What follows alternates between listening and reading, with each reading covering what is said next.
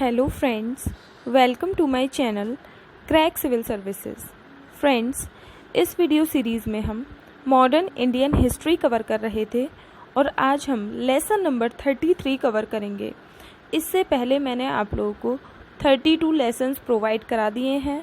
हमने modern Indian history एकदम starting से शुरू करी है। अगर आप लोगों ने उन वीडियोज़ को अभी तक नहीं देखा है तो प्लीज़ देख लीजिएगा, आप लोगों के सभी इम्पॉर्टेंट टॉपिक्स कवर हो जाएंगे। फ्रेंड्स, अगर आप लोगों को ये वीडियो थोड़ी सी भी अच्छी लगी है, मेरे एफ़र्ट्स थोड़े से भी पसंद आए हैं तो प्लीज़ वीडियो को लाइक ज़रूर कर दीजिएगा। चैनल पर नए हैं तो चैनल को सब्सक्राइब कर लीजिएगा। यहाँ से आप लोगों को बेस्ट कंटेंट मिलता रहेगा। एक्टिवली पार्टिसिपेट कीजिए। आप लोग इस वीडियो को रेट एंड रिव्यू कर सकते हैं कमेंट सेक्शन में। मुझे आप लोगों के लाइक्स का इंतज़ार रहेगा। फ्रेंड्स, स्टार्ट करने से पहले आप लोग एक बार मेरे बारे में देख लीजिए। मेरा सिलेक्शन वर्क ऑफिसर की पोस्ट पर हुआ है यूपीपीसीएस 2017 वाले एग्जामिनेशन में। मैं एक online content writer end developer भी हूँ। मैं एडुकेटर भी हूँ अनअकैडमी पर। उसके अलावा मैंने कई एग्जामिनेशंस क्लियर कर लिए हैं। मेरा मोटिव यही रहता है कि आप लोग मेरे एक्सपीरियंसेस से लर्न कर सकें और इस प्लेटफॉर्म के थ्रू मैं आप लोगों को वैल्यू एडिड कंटेंट प्रोवाइड करा सकूं, जो कि आप लोगों के एग्जामिनेशन पॉइंट ऑफ व्यू से बहुत ज़्यादा इंपॉर्टेंट है। फ्रेंड्स, अगर आप लोगों को इस वीडियो लेक्चर की पीडीएफ चाहिए तो आप लोग हमारा टेलीग्राम चैनल ज्वाइन कर सकते हैं। टेलीग्राम चैनल का लिंक मैंने डिस्क्रिप्शन बॉक्स में ऊपर ही प्रोवाइड करा दिया है। टेलीग्राम चैनल पर हम जो भी कंटेंट पोस्ट करते हैं उसकी पीडीएफ भी पोस्ट करते हैं, तो आप लोग ज़रूर ज्वाइन कर लीजिएगा। Gandhi ji back to India. Gandhi ji South Africa से भारत वापस आए। मैंने आप लोगों के साथ गांधी जी की जो साउथ अफ्रीका जर्नी है वो डिटेल में डिस्कस की है। अगर आप लोगों ने उन वीडियोस को अभी तक नहीं देखा है तो देख लीजिएगा, लिंक मैंने डिस्क्रिप्शन बॉक्स में प्रोवाइड करा दिया है। The decisive phase of nationalist movement began when Gandhi ji return to India. जो हमारा राष्ट्रीय आंदोलन है उसकी एक निर्णायक फेज शुरू हुई जब गांधी जी भारत वापस आए। गांधी जी कहाँ से वापस आए थे? मैंने आप लोगों को बताया, साउथ अफ्रीका से वापस आए थे। और कब वापस आए थे? जनवरी 1915 में। ये चीज़ मैंने आप लोगों को पहले भी बता दी है। मैं आप लोगों को एक एडेड इन्फॉर्मेशन देना चाहती हूँ। इसी उपलक्ष्य में हमारा प्रवासी भारतीय दिवस भी मनाया जाता है जनवरी में। This phase is also known as Gandhian era. ये जो फेस है हमारी 1917 से लेकर 1947 तक, 1970 से 1947 तक, इसे हम गांधीयन इरा के नाम से भी जानते हैं। ड्यूरिंग दिस पीरियड, इस समय पर Mahatma Gandhi became the undisputed leader of the national movement. Mahatma Gandhi जो हैं राष्ट्रीय आंदोलन के एक अनडिस्प्यूटेड लीडर बने। मतलब उनकी टक्कर का उस टाइम पर कोई और नहीं था। सभी ने इनकी लीडरशिप स्वीकार कर ली थी। His principles of non violence and satyagraha. इनके जो दो सिद्धांत थे, नॉन वायलेंस और सत्याग्रह के, मतलब अहिंसा and Satyagraha, appeal for the truth, सत्य के लिए आग्रह करना। इन्होंने इन दोनों सिद्धांत का जो यूज़ किया था ब्रिटिश गवर्नमेंट के अगेंस्ट किया था। Gandhi made the nationalist movement a mass movement. Gandhi ji का अपने आप में सबसे बड़ा कंट्रीब्यूशन यही था कि इन्होंने राष्ट्रीय आंदोलन को लोक आंदोलन में बदल दिया था। मतलब हर किसी वर्ग से महिलाओं ने, पुरुषों ने राष्ट्रीय आंदोलन में भाग लिया, चाहे वो किसान हो, मजदूर हो, गरीब हो, पिछड़े हो, सभी ने नेशनल मूवमेंट में पार्टिसिपेट किया। He was also influenced by the life and teachings of Swami Vivekananda. Gandhi ji Swami Vivekananda की टीचिंग से बहुत प्रभावित थे, उनके जीवन से बहुत ज़्यादा प्रभावित थे।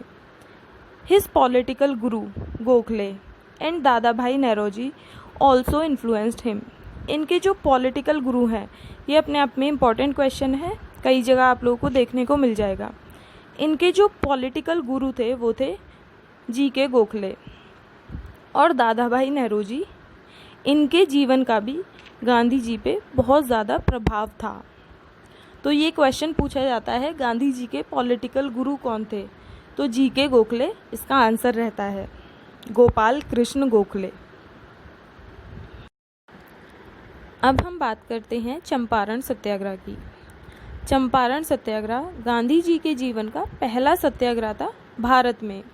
ये क्वेश्चन पूछा जाता है। चंपारण सत्याग्रह 1917 में हुआ था। It was the first civil disobedient movement. ये अपने आप में पहला सिविल डिसोबीडियंस मूवमेंट था। Gandhi ji was requested by Rajkumar Shukla. Gandhi ji को राजकुमार शुक्ल ने बुलाया था to look into the problems of indigo planters, कि गांधी जी बिहार जाकर, बेसिकली बिहार के चंपारण जाकर जो इंडिगो प्लांटर्स हैं, जो पीजेंट्स हमारे नील की खेती करते थे, उनकी प्रॉब्लम्स को देखें। उस टाइम पर चंपारण में एक 3 कठिया सिस्टम था। बिहार में एक 3 कठिया सिस्टम था। पहले इसको जानते हैं। The European planters had been forcing the peasants. देखिए, जो यूरोपियन प्लांटर्स थे वो चंपारण के किसानों को, बिहार के किसानों को फोर्स करते थे, उन पे दबाव बनाते थे कि वो नील की खेती करें।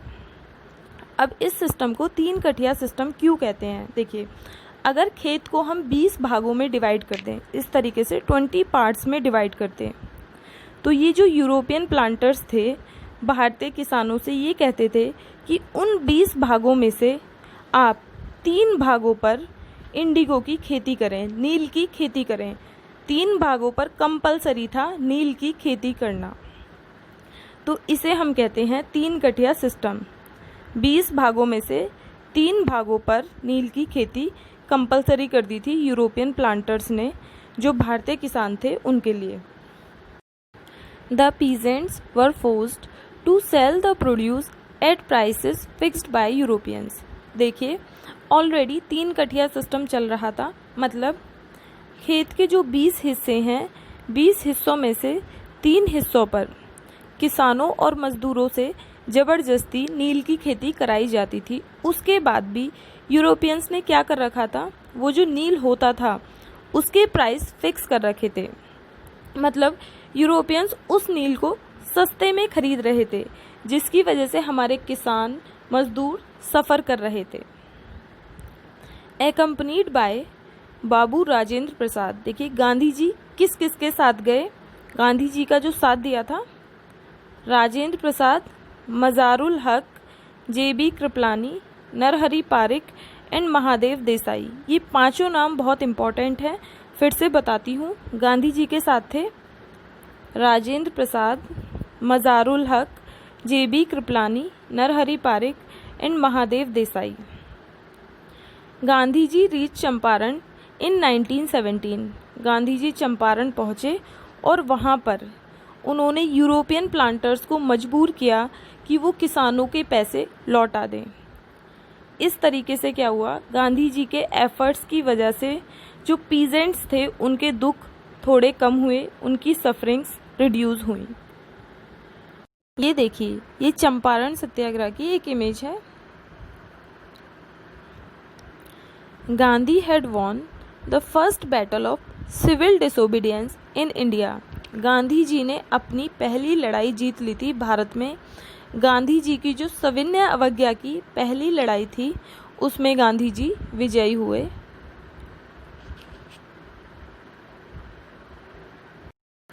अब बात करते हैं अहमदाबाद मिल स्ट्राइक की। अहमदाबाद मिल स्ट्राइक 1918 में हुई थी। ये फर्स्ट हंगर स्ट्राइक थी, पहली भूख हड़ताल थी, और इसका जो मेथड था वो भी नॉन वायलेंट था, अहिंसा का इस्तेमाल हुआ था। इसका कारण क्या था?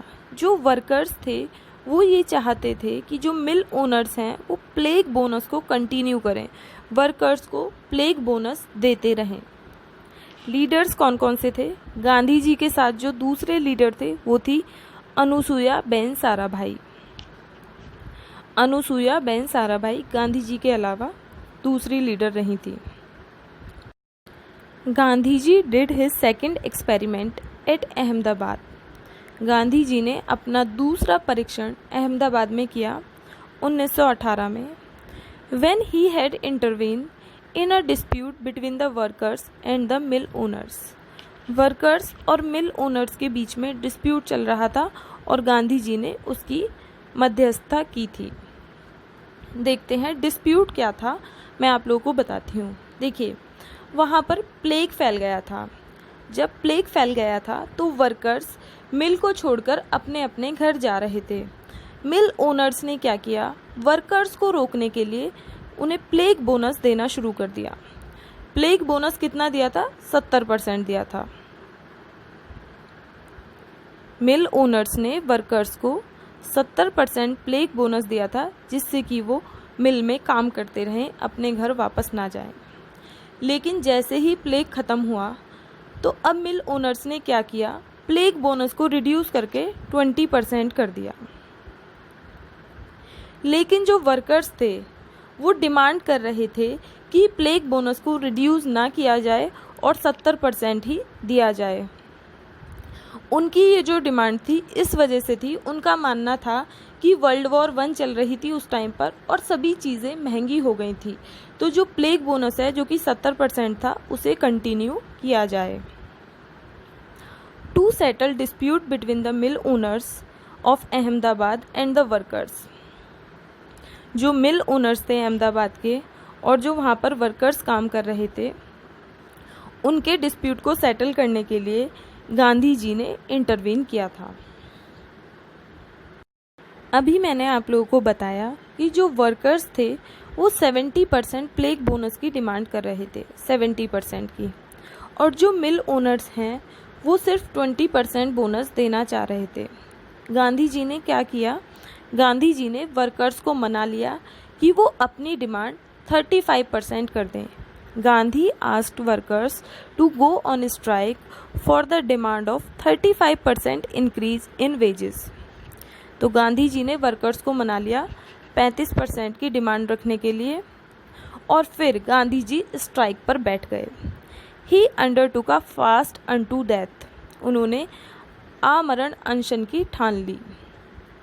And finally mill owners agreed to give workers 35% increase. और जो मिल ओनर्स थे फाइनली वो मान गए कि वो वर्कर्स को 35% इंक्रीज देंगे, 35% का बोनस देंगे।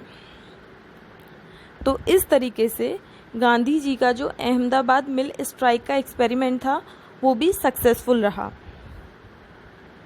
ये अहमदाबाद मिल स्ट्राइक की कुछ इमेजेस हैं, किस तरीके से गांधी जी अनशन पर बैठ गए थे, हंगर स्ट्राइक पर बैठ गए थे। ये देखिए, यहाँ पर गांधी जी को वर्कर्स का सपोर्ट मिला।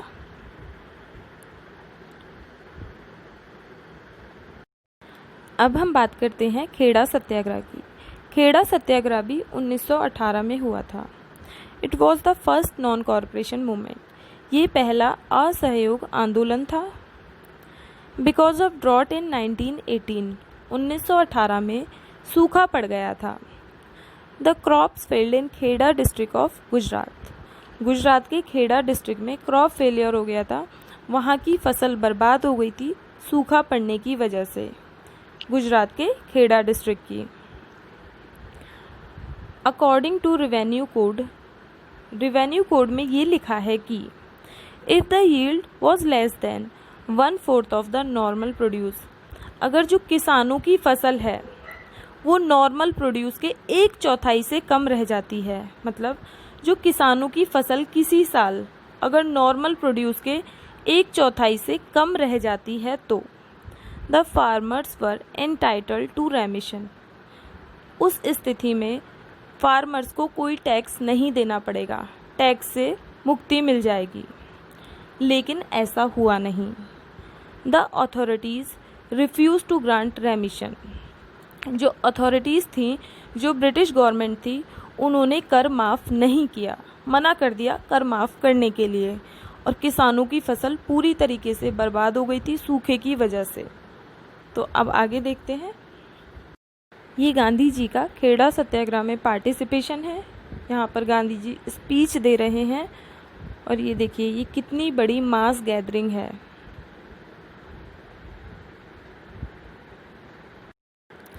Gandhi supported the peasant cause. Gandhi ji किसानों और मज़दूरों के सपोर्ट में आ गए। गांधी जी ने कहा क्योंकि किसानों और मज़दूरों की जो फसल है वो सूखे की वजह से ख़राब हो गई है और किसान मज़दूर टैक्स देने की हालत में नहीं है, इसलिए उन्होंने मज़दूरों से कहा, किसानों से कहा कि आप ब्रिटिश गवर्नमेंट को टैक्स मत दीजिए and ask them to withhold revenue. Sardar Patel and Indulal Yagnik became Gandhi ji's followers. यहीं से हमारे सरदार वल्लभ भाई पटेल और इंदुलाल याग्निक गांधी जी के फॉलोअर बन गए। तो फ्रेंड्स, आज हमने 3 टॉपिक्स डिस्कस किए। आप लोग इनके नोट्स बना लीजिए और इन्हें लिख लीजिए। मेरा प्रॉमिस है कि मैं आप लोगों की मॉडर्न इंडियन हिस्ट्री एकदम कंसेप्चुअल वे में पूरी कवर कराने वाली हूँ। नेक्स्ट वीडियो में अब हम इससे आगे बढ़ेंगे। ज़्यादा से ज़्यादा 10 लेक्चर्स में आप लोगों की मॉडर्न इंडियन हिस्ट्री अब कंप्लीट हो जाएगी। आप लोगों का एक सब्जेक्ट पूरा कॉन्सेप्चुअल तरीके से हम कंप्लीट कराने वाले हैं। इसी तरीके से और सब्जेक्ट्स भी कराए जाएंगे। इकोनॉमिक्स की क्लासेस चल रही हैं side by side current affairs की। तो आप लोग हमारे चैनल से जुड़े रहिए और वैल्यू एडिड कंटेंट से खुद को बेनिफिट करते रहिए। अगर आप लोगों को कंटेंट थोड़ा सा भी अच्छा लगा है, वीडियो थोड़ी सी भी पसंद आई है, तो प्लीज़ लाइक ज़रूर कर दीजिएगा। आप लोगों की एक्टिव पार्टिसिपेशन की ज़रूरत है मुझे। इस वीडियो को रेट एंड रिव्यू कीजिए कमेंट सेक्शन में। आप लोगों के लाइक्स का, कमेंट्स का इंतज़ार रहता है। अपने फ्रेंड्स के साथ शेयर कीजिए। चैनल पर नए हैं तो सब्सक्राइब कर लीजिएगा। आप लोगों की गवर्नमेंट जॉब पाने की जो जर्नी है हम उसे आसान बना देंगे। Thank you so much.